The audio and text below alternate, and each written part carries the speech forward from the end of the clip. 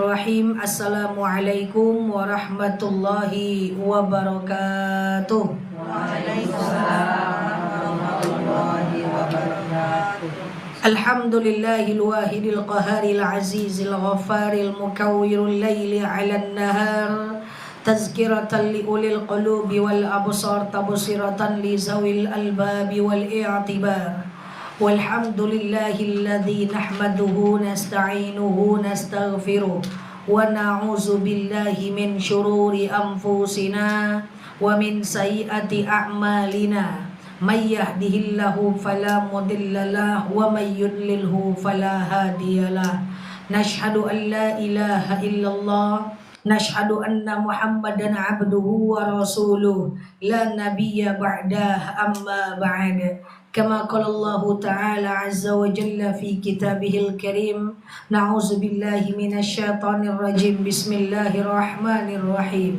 Ya ayyatuhan nafsul mutmainnah irji'i ila rabbiki radiyatan mardiyah fadkhuli fi ibadi wadkhuli jannati al-ayah.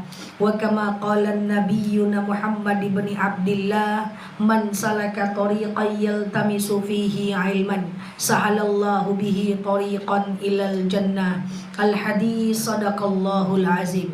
Ibu-ibu jamaah Majelis Ilmu Nurul Mawaddah yang saya sayangi karena Allah, sebelum kita mulai kajian kita berdoa kepada Allah, semoga siapapun kita yang hadir dalam majelis ini, insya Allah Allah sehatkan badan kita, Allah kuatkan jasad kita, Allah tambah ruh keimanan kita, Allah luaskan rezeki kita, Allah angkat segala masalah kita, Allah jauhkan kita dari orang-orang zalim, Allah matikan kita dalam keadaan husnul khatimah. Amin. Allahumma amin.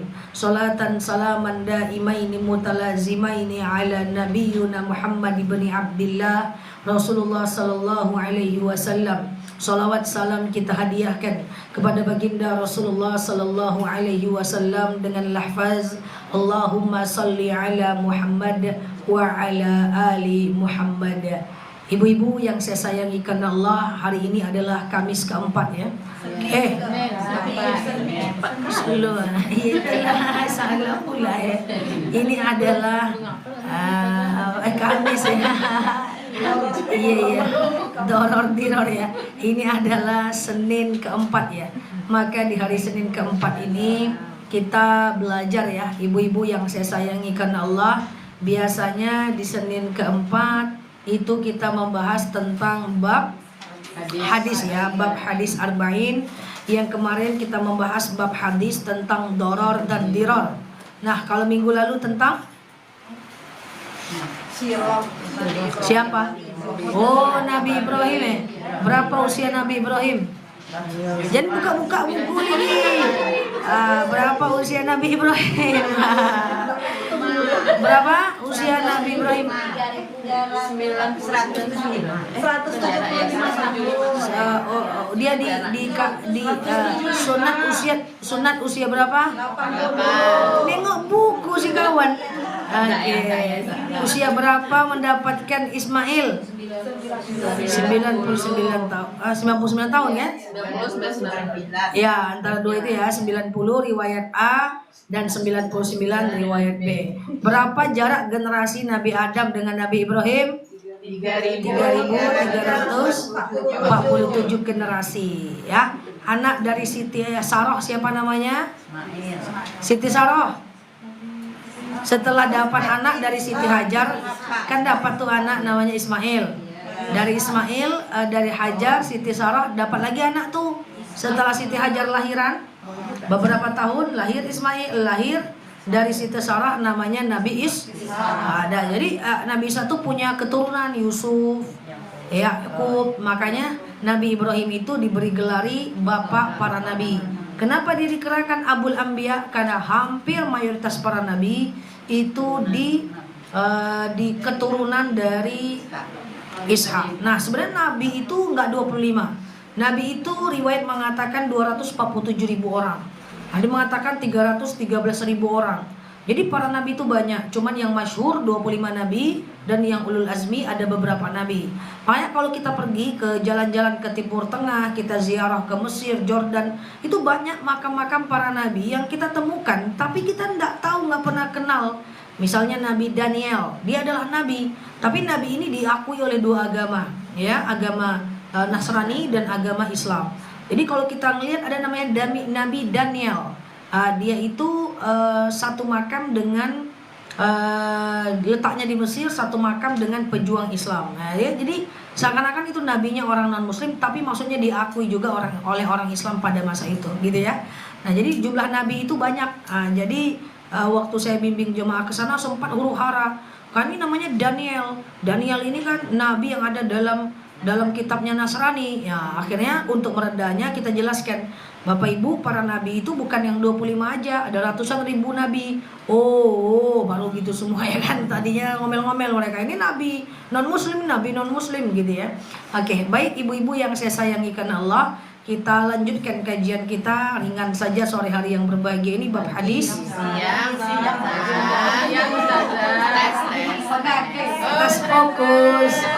Tes fokus ya. Saya ceramah siang malam, pagi siang, cincai lah, lupa saya di pagi atau siang. Ya, jadi ini adalah pagi ya.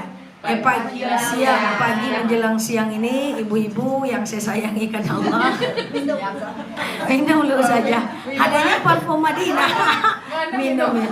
Ada pula parfum sejadah di ini ya. Oke, baik ibu-ibu yang endorse pula ya. Baik ibu-ibu yang saya sayangi karena Allah, kita lanjutkan kajian kita pagi menjelang siang yang berbahagia ini, membahas tentang hadis arba'in ya, nomor 34 ya. Kemarin tentang mudarat, diror dan doror, itu ada di nomor 33. Nah ibu-ibu yang saya sayangi karena Allah, hadis ini bunyinya begini ya. Oke, kita mulai. Man ra'a minkum munkar, siapa di antara kalian yang melihat sebuah kemungkaran. Jadi kemungkaran ini apa ya? Dosa. Kemungkaran itu dosa kecil, dosa besar, dosa ghibah, dosa fitnah, dosa buka aurat ya, dosa ngeluh, dosa ngomongin orang, dosa marah-marah ya. Idza ra'al minkum munkar, ketika kalian melihat sebuah kemungkaran, falyughayyir biyadihi, maka ubahlah kemungkaran itu dengan tangan. Nah, tangan dulu nih. Dengan tangan itu gimana? Apakah mukul? Tidak. Ini kita jelaskan. Idza ra'a minkum munkar, kalau kalian melihat, jika kalian melihat sebuah kemungkaran, falyughayyir biyadihi, maka kalian ubahlah dengan tangan. Dengan tangan dulu. Nah, kalau nggak bisa dengan tangan, fa illam yastati, kalau kalian nggak bisa ubah kemungkaran itu dengan tangan, fa bilisani, maka ubahlah dengan lisan.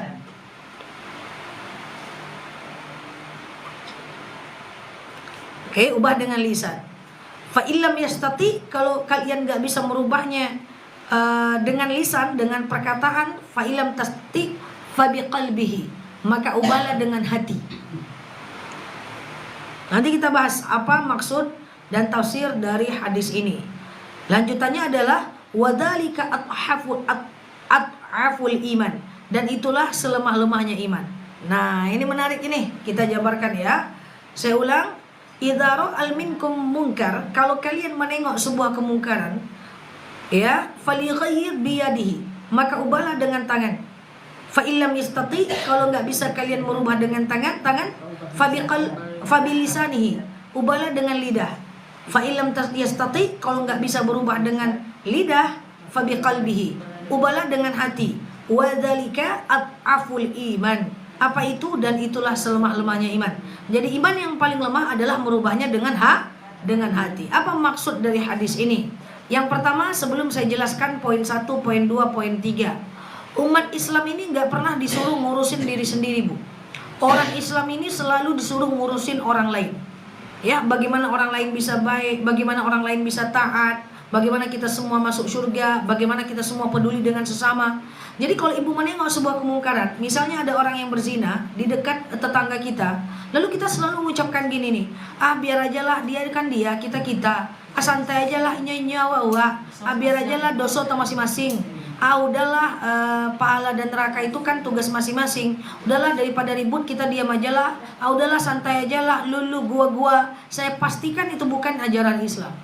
Ajaran Islam itu adalah mengajak orang lain kepada kebaikan jika dia melakukan kesalahan. Nah, jadi begini ibu-ibu yang saya sayangi karena Allah, banyak dalil dalam agama Islam yang suruh kita itu untuk membenarkan sebuah kesalahan. Misalnya dalam Al-Quran dijelaskan, kuntum khairu ummah. Tahukah kalian tuh umat yang paling baik? Jadi jamaah online, jamaah offline saya ini adalah umat yang paling baik. Kuntum khairu ummah, ya, bahwa kalian itu adalah umat yang paling baik. Siapakah umat yang paling baik? Yaitu ukhrijat minaz zulumati ilan nur, yaitu orang-orang yang selalu mengajak orang-orang lain dari kegelapan dan kepada cahaya. Jadi itu adalah orang-orang baik, ya. Atau ukhrijat an ta'muruna bil ma'ruf wa tanhauna 'anil munkar, atau orang-orang yang mengajak kepada kebaikan dan mengajak dan melarang orang kepada kemungkaran. Jadi tunggu dulu, nanti kita akan sampai ke cara mengingatkan orang tuh caranya gimana, biar orang tuh nggak tersinggung, biar kita nggak suuzon, biar sampai dia tersinggung. Kita akan sampai ke prosedur operasional teknis cara mengingatkan orang lain, ya, supaya kita bisa praktek, bisa amalkan. Maka jamaah-jamaah saya yang sudah punya ilmu mutlak harus mengamalkan ini, karena yarfa'illahu alladhina amanu minkum walladhina utul ilma darajah. Orang yang punya ilmu itu derajatnya lebih tinggi. Masa sama dengan orang-orang biasa? Kalau menengok kejahatan didiamkan, nggak boleh sama dong, ya kan? Hal yastawil ladina ya'lamuna ma la ta'lamun. Tak mungkin sama kita dengan orang yang nggak ngerti. Kita akan bahas nanti cara menasihati orang lain supaya dia tak tersinggung. Tapi kita jelaskan dulu 3 hadis ini. Yang pertama apa tadi? Ubahlah dengan tangan. Apa itu dengan tangan? Kekuasaan, bukan dengan mukul. Bukan ibu mukul anak, bukan. Dengan kekuasaan, ini yang paling bagus. Ya, jadi kekuasaan di sini maksudnya adalah pemerintah. Ketika melihat kemungkaran, dia bentuk sistem. Sistem apa namanya? Sistem untuk bagaimana orang itu bisa baik gitu ya, sistem.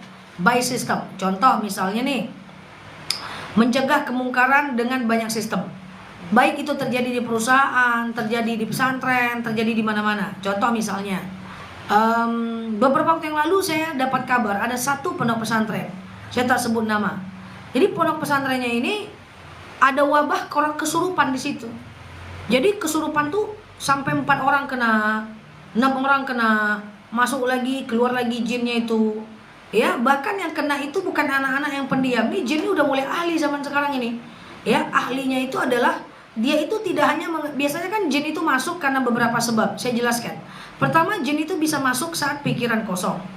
Kedua, jin itu bisa masuk saat perut kosong. Jadi perut kosong tanpa puasa, malas makan, lemah fisik, dia masuk dari lubang pusar. Ya kan? Kosong pikiran, dia masuk dari lubang ubun-ubun. Nah, ya kan? Maka cara menyelesaikan daripada orang yang kesurupan itu adalah pencet jempolnya dengan membaca ayat-ayat ruqyah. Biar dia keluar dari tempat dia masuk tadi, kan begitu. Cuma ini gimana ceritanya? Kesurupannya itu sudah wabah, gitu kan? Disuruh anaknya baca ayat ruqyah. Cara ruqyah mandiri ibu-ibu tahu? Cara ruqyah mandiri itu adalah ibu coba ambil wudu, lalu kemudian duduk di sejadah. Lalu kemudian baca ayat ruqyah dengan mengadang-adahkan kedua tangan, ya, tengadahkan kedua tangan, lalu kemudian hembuskan, lalu usapkan ke seluruh tubuh. Atau ibu ambil wudu, duduk di atas sejadah, lalu ibu ambil air putih, 1 gelas air putih, ibu baca ayat-ayat ruqyah dan kemudian ibu minum. Walaupun kita sehat, boleh kita melakukan itu. Ayat ruqyah itu banyak, nanti kita jelaskan di pertemuan entah kapan-kapan. Sekarang boleh, sekarang sikit. Icaknya kan bukan tema kita ya kan. Oke, sikit aja lah. Misalnya Al-Fatihah, yang ibu hafal aja lah. Al-Fatihah 3 kul, ayat kursi, Al-Baqarah ayat 1 sampai 5, Al-Baqarah 284 sampai 283, 3 ayat terakhir. ya kan? Nah itu tuh. Nah itu aja lah dulu, panjang-panjang kali pula nanti ya kan. Nah itu dibaca 3 kul, ayat kursi, Al-Baqarah 1 sampai 5, Al-Baqarah 284 sampai 286. Al-Fatihah ya, termasuk ayat kursi dan 3 kul. Nah itu dibaca.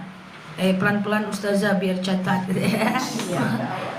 Al-Fatihah 3 kul, Al-Ikhlas, Al-Falaq, An-Nas, ayat kursi, Al-Baqarah ayat 1 sampai 5. Kemudian 3 ayat terakhir surah Al-Baqarah 284 sampai 286. Itu adalah doa yang paling gampang untuk ruqyah. Jadi caranya, ibu ambil wudu, ibu duduk di atas sejadah, sediakan air putih sebagai wasilah, lalu ibu baca ayat itu, ibu minum air putih itu, baca sholawat. Atau nggak pakai air putih nggak apa-apa, ibu ambil wudu, duduk di atas sejadah, lalu tengadahkan tangan, baca ayat ruqyah, lalu kemudian ibu hembuskan tangannya, kemudian usapkan ke seluruh tubuh yang tampak. Atau dua-duanya boleh, airnya diminum, tangannya diusap. Itu supaya kita ruqyah mandiri namanya. Nah, jadi persoalannya adalah kita suruh satu santri seperti itu, iya kan? Yang lain juga kena, ujung-ujungnya masuk juga ke dia. Nggak ada yang ngerti cara bagaimana meruqyah, nggak ada yang ngerti cara ayat-ayat ruqyah. Maka caranya gimana? Menurut saya ini sudah wabah, udah nggak bisa lagi nih. Misalnya anak kita aja yang kena, terus kita ruqyah, kita bacain ayat ruqyah. Anak tetangga kita aja yang kena, kita bacain ayat ruqyah. Kan nggak bisa, dia udah wabah. Maka nggak bisa menyelesaikannya dengan per orang. Maka waktu itu saya telepon kiainya, Kiai, saya punya saran, anak-anak itu sebelum tidur coba baca surat ruqyah, ayat-ayat ruqyah 15 menit, diwajibkan by system yang membuatnya. 15 menit mau tidur. Kami udah baca Ustazah habis subuh dengan habis isya. Coba di kamar, karena kejadiannya di kamar bukan di masjid. Nah, itulah baru dia selesai. Jadi itu yang kita maksud, bahwa merubah dengan kekuatan, dengan kekuasaan itu lebih gampang, lebih mudah. Kayak gitu kan. Nah, cuma persoalannya kekuasaannya kuat gak? Mau gak nih kekuasaannya antamuruna bil ma'ruf wa tanhauna 'anil munkar? Mengajak orang kepada kebaikan, melarang orang berbuat kesalahan. Nah, sementara kan saya nggak ingin bicara negara, tapi pada faktanya undang-undang kita tidak cukup kuat untuk itu. Contoh misalnya zina, suka sama suka, selagi tidak mengganggu orang lain, selagi tidak itu adalah hak asasi manusia, selagi ridho sama ridho misalnya kan. Susahnya kekuasaan kita belum terlalu siap untuk itu. Tapi ya udah. Nah, artinya apa? Merubah dengan kekuasaan. Ya, negara itu atau pemerintah atau pemilik pesantren atau ketua majelis, ya itu bisa. Ya misalnya nih, setiap jemaah datang, ada menjelang ustazahnya datang, apalagi ustazah Nela talambek ke talambek tarui, setiap menunggu ustazah bergosip misalnya. Lalu ketuanya bilang, pokoknya siapa yang gosip denda 20.000 misalnya gitu kan. Daripada piti kaluan jangan gosip lah kan. Ada beberapa majelis taklim yang juga punya peraturan kayak gini. Peraturan pengajian ini adalah baik. Jadi di dalam dan di luar harus sama. Yang mau pakai kerudung di dalam saat pengajian harus pakai kerudung di luar. Kalau ketahuan dia tidak pakai kerudung di luar atau aneh-aneh joget-joget pakai celana, keluar dari bagian dari majelis taklim itu. Ada peraturan itu. Saya tak sebut nama majelis taklimnya. Nah, itu baik kekuasaan. Bisa jadi baik, bisa jadi tidak pada akhirnya. Paham sampai sini? Angguknya lambat kali. Jangan buat peraturan itu dah. Bahaya lah, datang lagi. Ya, canda saya. Kemudian yang kedua, kalau nggak sanggup kita menasehati dengan kekuasaan, tak terlalu kuatlah kekuasaan kita, maka fabilisanihi, maka ubahlah kemungkaran dengan lisan. Tadi kalau dengan kekuasaan itu pemerintah yang bisa melakukan, atau dari bapak kepada anak, itu kekuasaan kan, bapak kepada anak. Pokoknya kalian kalau nggak sholat subuh kalian tak dikasih jajan hari ini. Pokoknya kalian kalau nggak sholat 5 waktu nggak boleh megang HP 2 hari. Pokoknya kalian kalau nggak sholat subuh kalian di masjid, kalau azan tak terpakai sarung itu, maka kalian nanti tidak akan dikasih handphone 7 hari 7 malam misalnya. Untuk pendidikan bagi anak kita, maka itu boleh. Itu kekuasaan masih gitu ya. Itu masih kekuasaan orang tua ke anak. Makanya sebenarnya untuk mendidik anak cukup pakai reward dan punishment. Reward ya, kasih dia reward. kalau dia reward itu hadiah kalau dia berhasil, dan kasih dia hukuman kalau dia tidak menjalani. Ya, jadi itulah ketegasan dari kekuasaan. Maka orang tua itu bagian dari kuasa atas anak-anaknya, atas suami ke istri juga itu kuasa. Pokoknya mah kalau mama keluar rumah tanpa jilbab, mama nanti tak dikasih jajan, nafkah bulanan kurangi 10%. Karena 10% santai dia. Santai 10% ya. Oke, dikurangi jadi 50%. Emak kayak gitu kan. Nah, misalnya untuk treatment dia, latihan dia langsung ngamuk Oke. Itu dari yang punya kuasa. Langsung istrinya ngomong, belum nikah aku lagi, bapak aku ndak ngatur-ngatur aku, kau pula ngatur-ngatur aku, ya kan? Tapi itu yang tak mengaji. Kalau mengaji istrinya insyaallah mau diatur. Kok ragu ibu? Ya kayak gitulah ya pokoknya ya. Nah jadi itu dengan kekuasaan. Jadi bapak ke anak. Nah kita ke orang tua gimana? Nggak bisa dengan kekuasaan. Kita ke tetangga gimana? Nggak bisa dengan kekuasaan. Kita ke teman majelis taklim gimana? Nggak bisa dengan kekuasaan. Kita ke pemerintah gimana? Nggak bisa dengan kekuasaan. Maka fa'ilam tastati', kalau fa'ilam yastati', kalau kalian tak punya kuasa, maka falyughayyir bilisanihi. Ubahlah dengan lisan. Nah untuk lisan ini berlaku pada semua orang dan boleh ke siapa aja. Nah, tidak hanya yang punya kuasa, boleh ke siapa orang dan berlaku kapan saja, di mana saja. Lintas dia, boleh ke non muslim, boleh ke orang muslim, boleh ke tetangga, boleh teman. Nah konsepnya apa? Dalam dalil di awal dijelaskan, idza ra'al munkar, kalau kalian menengok kemungkaran. Ingat, kalau kalian nengok, bukan kalau kalian cari tahu. Beda ya. Nah itu beda. Kalau kalian nengok nih, sebelum ke caranya ini, idza ra'al munkar, kalau kalian nengok kemungkaran, ubah. Kalau kalian ditampakkan oleh Allah kemungkaran, ubah. Kalau tak tampakkan, jangan kalian cari tahu. Kan gitu ibaratnya. Makanya ada dalil, ya ayyuhalladzina amanu la yaghtab ba'dukum ba'dha. Hai orang-orang yang beriman, jangan kalian cari salah orang.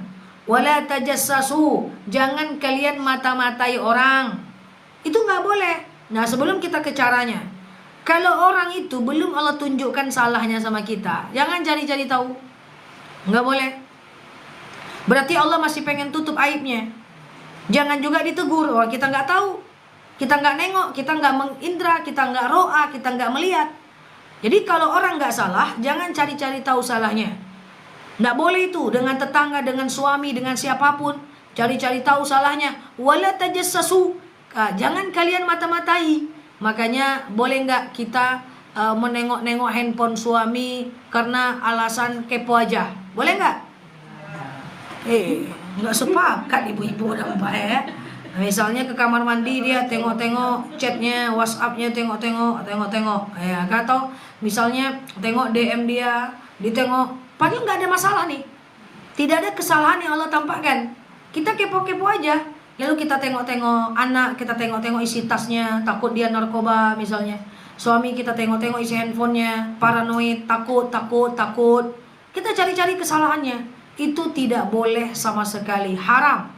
Ya ayyuhalladzina amanu la yaghtab ba'dukum ba'dha. Jangan kalian cari salah orang. Wala tajassasu, jangan kalian mata-matai orang.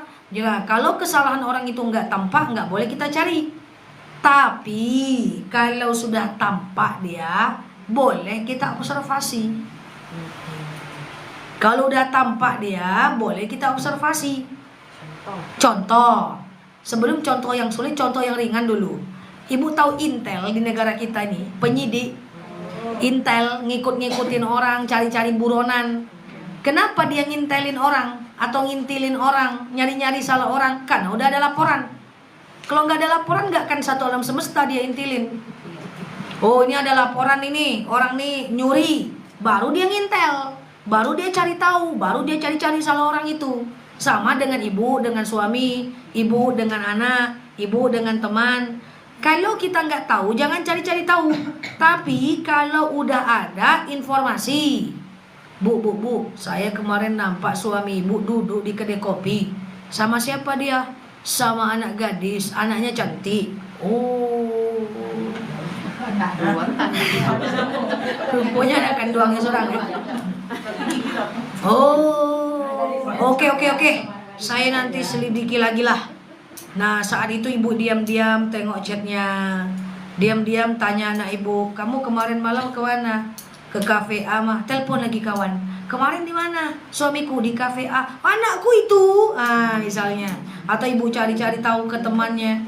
Atau ibu lihat dia mengobservasi. Nah, ketika udah ketemu fakta al-waqi, ketika ibu fakta baru diubah.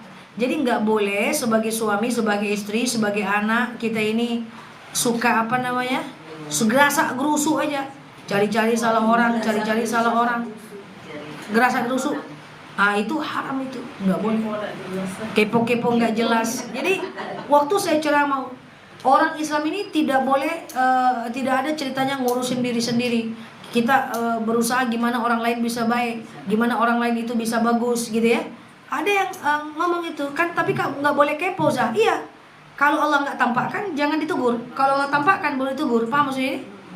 Orang berkelahi aja wajib loh kita mendamaikan. Innamal mu'minuna ikhwah. Orang Islam itu bersaudara. Fa aslihu baina akhwaikum. Damaikan orang yang berkelahi itu. Saking wajibnya mendamaikan orang yang berkelahi, maka kita itu boleh berdusta agar mereka damai. Bayangkan itu. Jadi Islam ini disuruh ngurusin orang lain. Nah, idza ra'al munkar, kalau kalian tengok kemungkaran, kalau kalian tak tengok, jangan. Oke? Nah, kita bagi ini. Yang pertama, ubahlah kemungkaran itu oleh orang yang kita kenal. Orang yang kita kenal, ya, orang yang kita kenal. Nah, yang udah kita tengok. Contohnya apa? Dia kita kenal. Misalnya nih, ada teman kita suka ngeluh.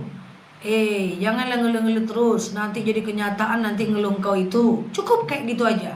Nggak usah ibu pakai dalil. Ana 'inda zanni 'abdi. Saya dengar sebuah hadis, saya berada dalam prasangka hamba saya. Kalau kau suka ngeluh, nanti engkau akan jadi seperti apa yang kau keluhkan. Langsung dia jawab, amma ba'du. Jadi gitu ya. Jadi pakem dalam menasihati orang yang kita kenal. Yang pertama, khatibun nas biqadri ukulihim. Ajarkan orang sesuai dengan kemampuan akalnya.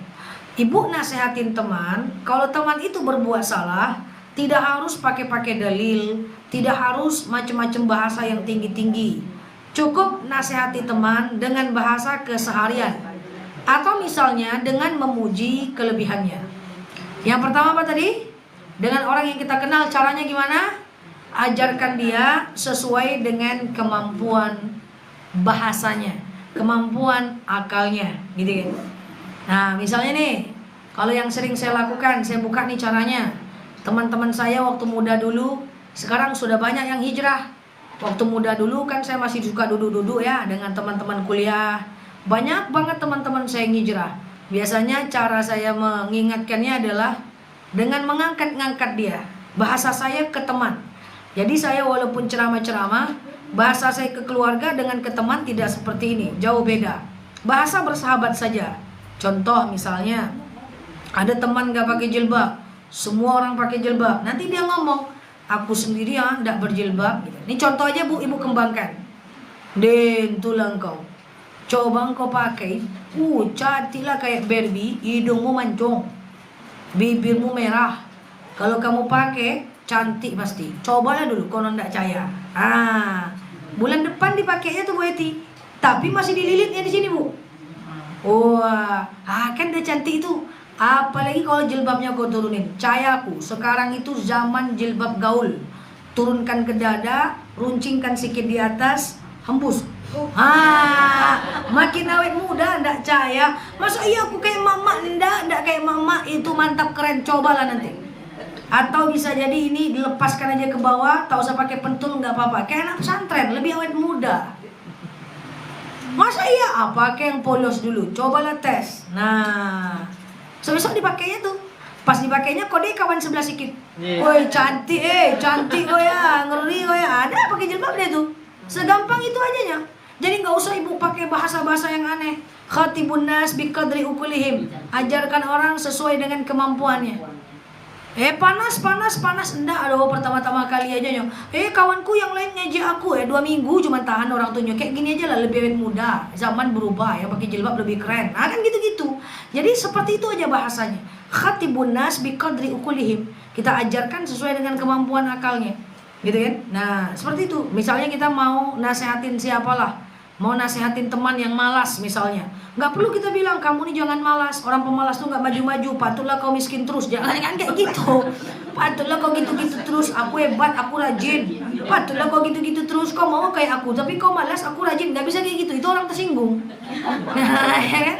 Nah, itu orang tersinggung. Nah, jadi kalau dia malas, ceritakan diri kita, aku malas juga. Cuma kalau malas tuh kepaksa sebentar hilangnya, cobalah gitu. Paham nggak usah ini? Jadi nggak usah pakai bahasa-bahasa yang aneh-aneh gitu. Aku lagi malas nih. Kita bilang, patutlah hidup kau gitu-gitu aja udah setua itu. Aku aja masih muda, sukses, aku nggak bisa kayak gitu. Aku tuh sering malas juga. Cuman kupaksain. Ujung-ujungnya rajin juga aku. Jadilah pada ndak sama sekali ya kan. Coba dulu tes. Nanti dia bangkit sendiri tuh. Nah jadi ustazah kan bisa ngomong, karena ustazah pintar ngomong. Itu kan karena terbiasa.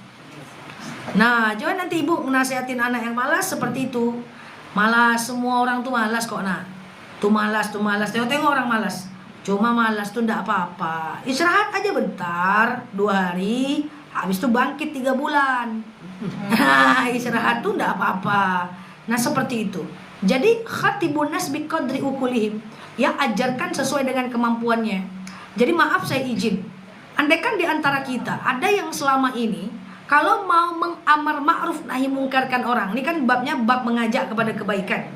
Yang ketika kita nasihati orang itu mengamuk, ketika kita nasihati orang itu tersinggung, ketika kita nasihati orang itu marah-marah, ada 2 kemungkinan. Pertama, cara kita belum terbiasa. Yang kedua, orangnya yang memang bebal. 2 itu aja. Tapi apakah 2 itu kita nggak dapat untung? Kita dapat untung. Walaupun kita salah, kita tetap dapat pahala. Walaupun orang itu bebal tak mengamalkan, kita tetap dapat pahala. Kalau dia mengamalkan, kita dapat pahala lebih banyak. Makanya dakwah mengingatkan orang, itu dalam bahasa dalil dijelaskan itu bagaikan berdagang dengan Allah. Tidak akan mungkin kita rugi dagang dengan Allah. Semua untung. Kita nasihati orang untung, dia sakit hati kita tetap untung kalau kita sabar. Dia tak mengamalkan kita tetap untung, dia mengamalkan kita tetap dapat pahala yang lebih banyak. Jadi ibu-ibu, mulai sekarang kita bangun kepedulian sesama. Kita bisa mengingatkan dengan lisan, tapi syaratnya khatibun nas biqadri ukulihim. Ajarkan orang sesuai dengan kemampuan akalnya. Paham sampai sini? Yang kedua, wajadilhum billati iya ahsan. Wajadilhum billati iya ahsan. Debat mereka, bantah mereka dengan ahsan, dengan cara yang baik. Nggak bisa nasihatin orang marah-marah. Wah, niatnya nasihati orang tapi marah-marahin orang. Teriak-teriak sana sini, tak bisa. Wajadilhum billati iya ahsan. Ajarkan orang, perdebatlah bantahan mereka dengan cara yang baik. Kan dengan lisan nih. Misalnya nih, menyuruh anak sholat. Sholatlah nak, iya ma. Sholatlah nak, iya ma. Sholatlah mak, ndak mau juga dia. Kau nih mau jadi apa nih nak? Kalau kayak gini tak jadi orang kau. Kalau kayak gini jelek terus kau. Kau minta siapa-siapa. Macam-macam kita omongkan. Dengan menyakiti itu nggak bisa. Makanya ini sering saya syiarkan. Karena problem, saya izin. Problem menasehati tapi menyakiti ini terjadi pada semua lini. Mau dia orang tua, nasihatin anak tapi nyakitin. Mau dia suami, nasihatin istri tapi marah-marah. Mau dia istri, nasihatin suami marah-marah. Maaf izin. Mau dia ustadz, nasihati jemaahnya tapi dengan nyakitin. Mau dia ulama, nasihatin orang dengan membuka aibnya. Ini fatal. Tidak boleh. Wajadilhum billati iya ahsan. Segimana jeleknya orang, kita tak boleh menyakitinya. Yang kita ingatkan adalah, yang kita harus lakukan adalah mengingatkan tanpa menyakiti. Wajadilhum billati iya ahsan. Ya, debatlah mereka, bantahlah mereka dengan cara yang baik. Ya, kadang-kadang kita nih entahlah ya, saya sering dapat pertanyaan kayak gini. Ustazah, saya cemburu sama suami saya, akhirnya saya marah-marah. Cemburu itu baik atau buruk? Baik. Cemburu itu baik atau buruk? Baik. Hello, cemburu itu baik atau buruk? Sedang-sedang aja baik. Sedang-sedang aja baik, yang sedang-sedang saja. Cemburu itu wajib hukumnya. Karena kalau tak cemburu siapa dia? Kalau tak cemburu dayus. Apa itu dayus? Dayus itu seorang suami yang tak cemburu istrinya dibawa sama orang lain, istrinya nampak aurat sama orang lain, anak gadisnya pacaran, anak lain gadisnya dibawa orang lain, dibawa laki-laki lain, tak cemburu dia, biasa aja dia. Itu dayus, itu penyakit itu. Maka saya pastikan yang tak cemburu sama suami, tak cemburu sama istri, walaupun bentuknya macam Doraemon, pendek, bule, padek, tak saling hidup, yang tak cemburu saya pastikan itu tidak normal. Maka cemburu itu sesuatu yang positif. Cuman cemburu tuh nggak ada kok yang berlebihan, Bu. Responnya aja berlebihan. Cuman kadang-kadang cemburu itu kan baik kan. Cara mengeluarkannya nyakitin. Marah-marah, maki-maki. Padahal dia cemburu itu baik dong. Tapi keluarnya tuh jadi jelek dengan marah-marah. Padahal cemburu itu sesuatu nikmat yang luar biasa. Cuman ketika kita ungkapkan dengan marah-marah, dengan nyakiti, terlihat berlebihan. Padahal cemburu itu netral saja. Dia perasaan yang netral, bisa dengan marah-marah, ujung-ujungnya yang terjadi adalah perkelahian. Paham sampai sini? Cemburu aja bisa jadi beribut. Coba ya, lucu ya. Yang repot itu nggak ada cemburu, jalan masing-masing. Ya ini sesuatu yang baik kok bisa jadi jelek kalau orangnya itu mengeluarkannya dengan cara yang jelek. Makanya apapun tidak boleh kita mengeluarkan kalimat-kalimat yang menyakiti. Ya, apapun. Walaupun kita menasihati orang lain. Suami tengok perempuan lain, suami-suami, tak ada suami sini, cuma lah ya kan. Nah, suami-suami itu haram besok bawa ya. Haram hukumnya seorang suami memuji wanita lain, walaupun dia tengok di sosmed, walaupun dia tengok di TikTok, walaupun dia tengok di kafe, cantik orang itu mah haram. Sebenarnya biar nggak cemburu, sudah ada peraturan dalam Islam. Tapi kalau kecemburuan itu terjadi, kita menasihati, jangan bang sebut orang itu cantik bang, cuma aku yang paling cantik walaupun modelku kayak gini bang. Ucapkan dengan kalimat-kalimat yang baik, janganlah gitu bang. Iya kan? Nah, ayolah kita bangun bang. Seperti itu, ya. Sesuatu yang bisa jadi baik, bisa jadi buruk kalau kita ucapkan dengan yang tidak baik. Nah, jadi apapun nasihatin orang harus dengan wajadilhum billati hiya ahsan. Pertama apa tadi? Ungkapkan dengan kalimat yang sesuai dengan kemampuan akalnya. Yang kedua, jangan berdebat. Kalau dia nggak ikut, jangan berdebat. Nggak boleh. Makanya kenapa dalam Islam berdebat itu tidak dianjurkan? Karena berdebat itu hanya mencari kesalahan kawan tanpa menengok sebuah kebenaran. Gontok-gontokan dengan suami, aku kan gini ya, tapi kan aku gini, aku kan gini, aku kan gini. Itu nggak ada cerita, hindari itu. Karena itu hanya mencari kekuatan lawan, bukan mencari sebuah kebenaran. Oke, jadi nasihatin, amar ma'ruf nahi mungkar, ajak orang kepada kebaikan. Cara pertama, ucapkan dengan kalimat yang baik. Kedua, jangan berdebat. Yang ketiga adalah dalam menasihati orang harus sabar. Nggak bisa nggak sabar. Mana ada orang bisa berubah sekali nasihat? Emangnya dia robot? Nasihati anak, nasihati tetangga, nasihati teman yang sudah ghibah, harus sabar. Sabar itu maksudnya apa? Sabar pertama ketika kita ditentang oleh dia, kita harus banyak sabar. Ingat, ini dagang sama Allah. Ya, lisan kita itu udah menjadi pahala kalau kita ngingetin orang lain. Ya. Kemudian yang kedua adalah sabar. Pertama, sabar saat dia membantah. Yang kedua, sabar saat dia belum ada perubahan sama sekali. Nasihatin istri, nasihatin tetangga, ada kok yang berubahnya pas udah mau dekat-dekat meninggal baru dia berubah. Ada?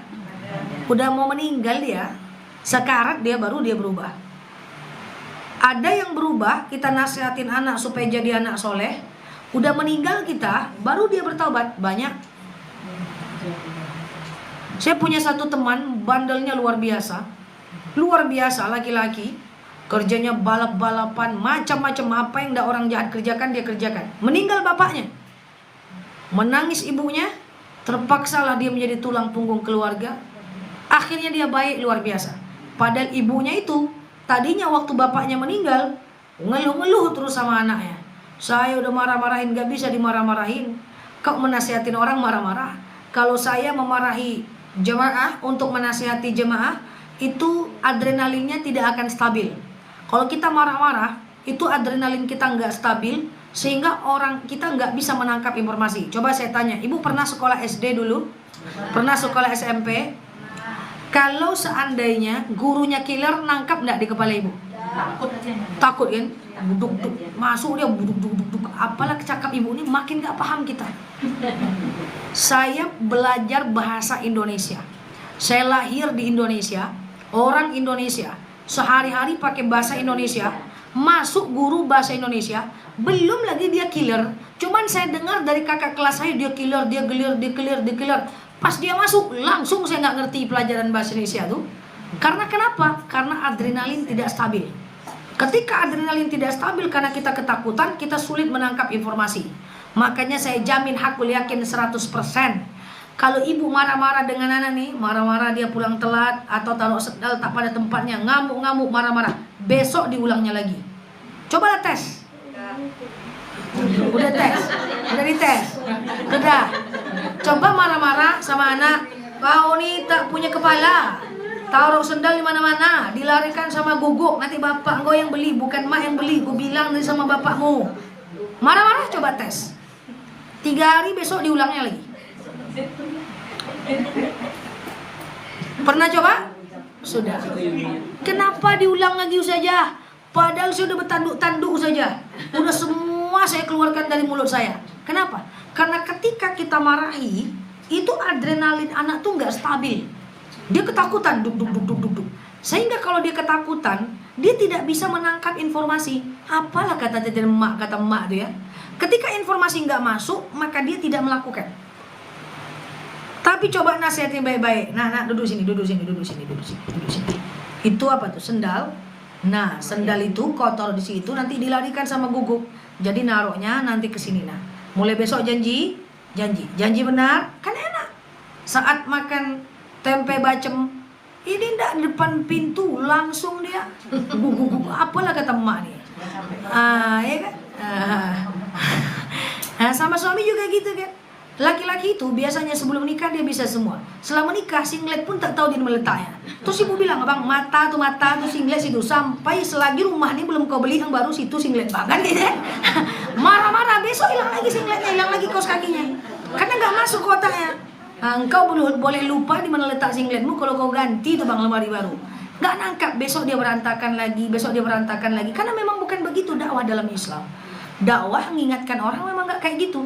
Kalau dengan marah-marah, dengan tidak sabar, orang nggak ngerti informasinya. Apalah yang dibilang tuh nggak ngerti. Maka sebenarnya mengingatkan orang tuh kan dakwah. Itu kan juga dakwah kepada suami, bukan cuma ustazah. Buat orang senang dulu dengan cakap kita, maka orang akan ikut apa yang kita sampaikan.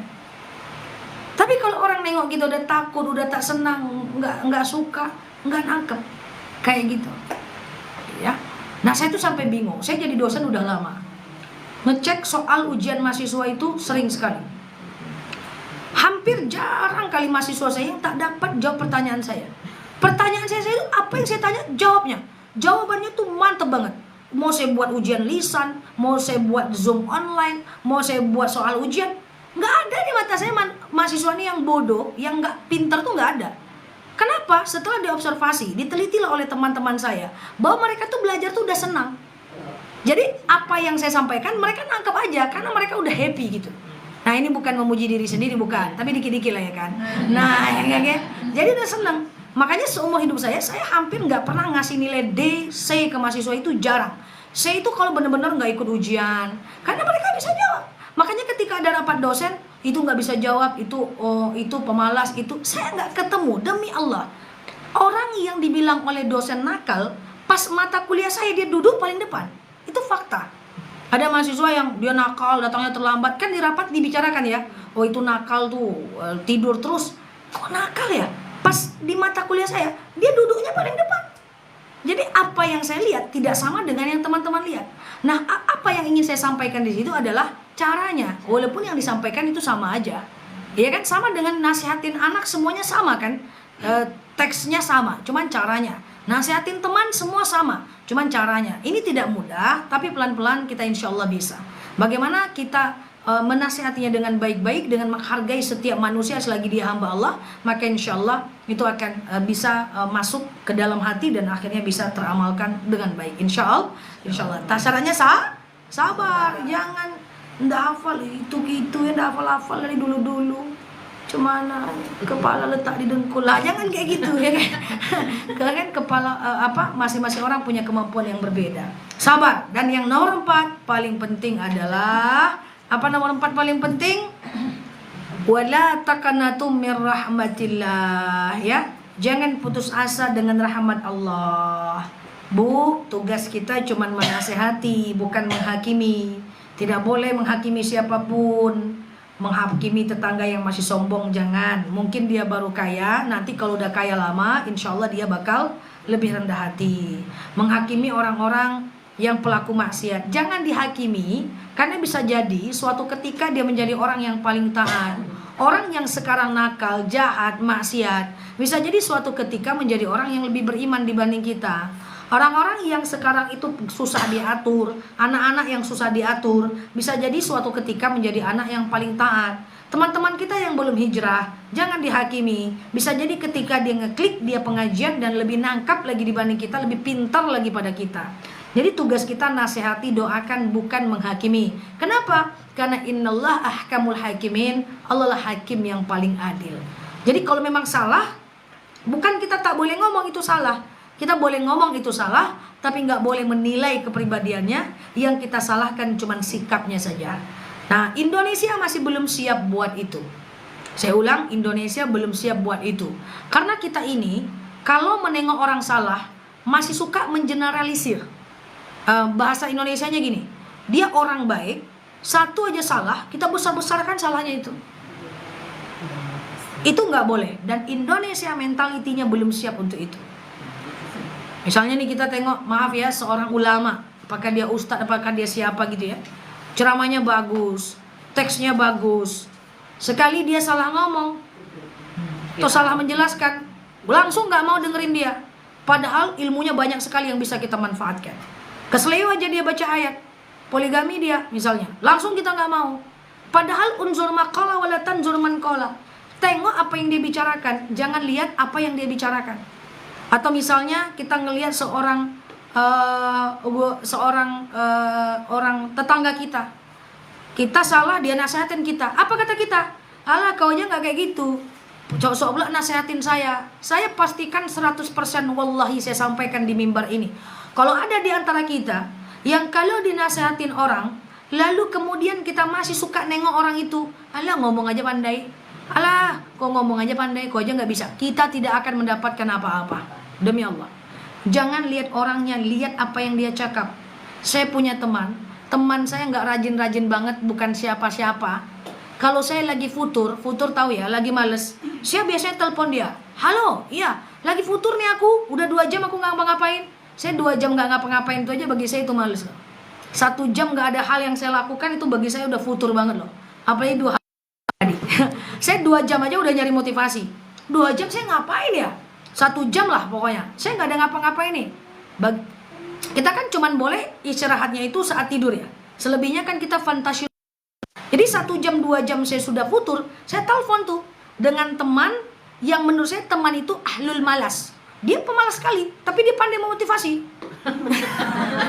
Wallahi, memang saya punya teman, dia pemalas. Oh, tapi kata-katanya mantap, Bu. Kata-katanya bagus, Bu. Saya telepon, hey, ahlul kasel. Jadi ahlul kasel tuh ahli malas gitu.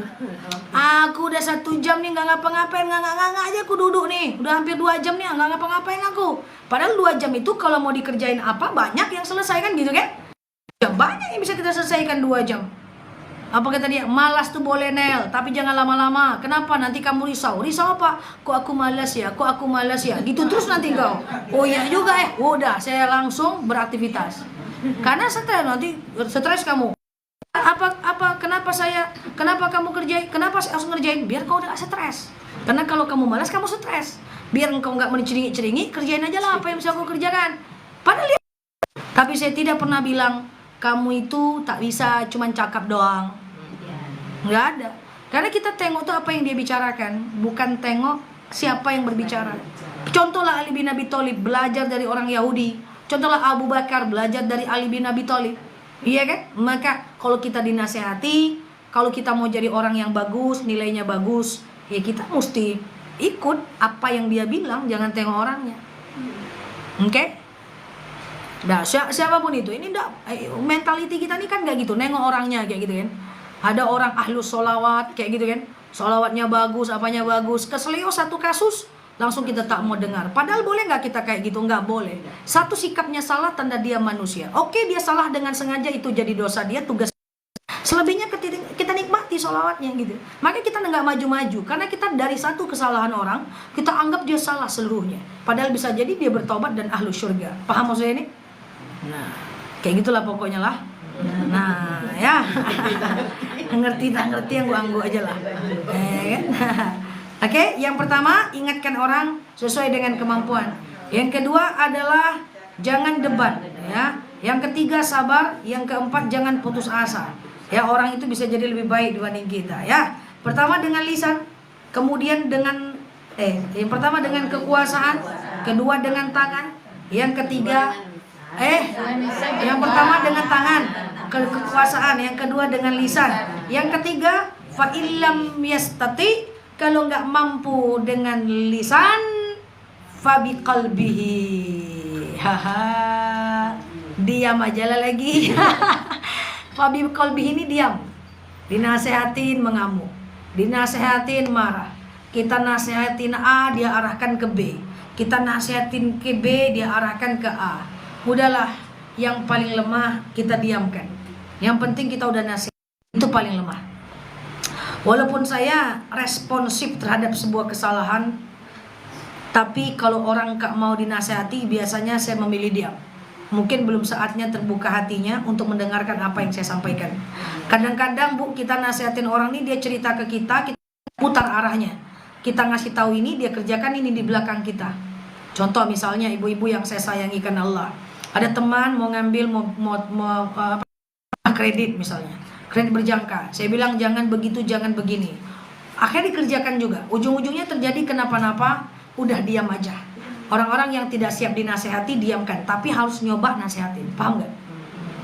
Dicoba dulu, kalau nggak diamkan. Fabi qalbihi. Ini adalah yang sebaik-baiknya, selemah-lemahnya iman. Ujung-ujungnya kita diamkan. Kita arahkan energi kita kepada orang-orang yang mau mendengarkan kita. Ya, nanti suatu ketika, Bu, kadang-kadang Bu, nasihat kita itu nggak didengarkan sekarang kok Bu.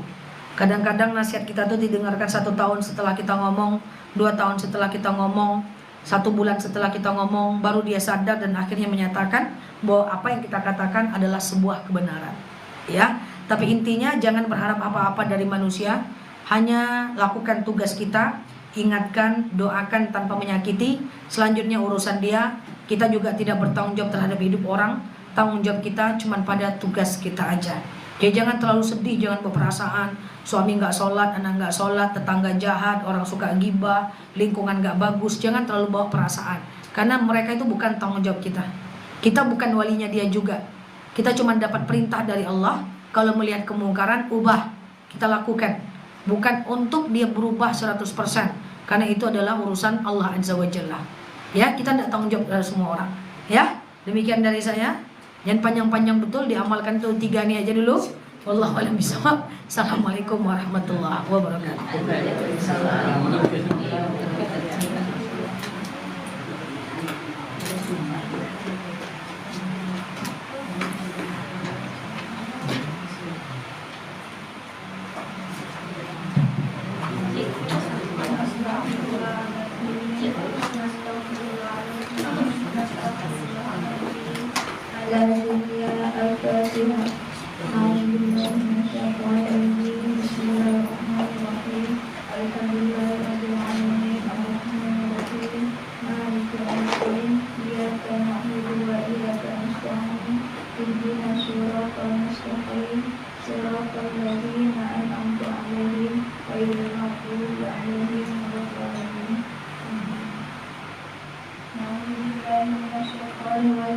Bismillahirrahmanirrahim. Alhamdulillah.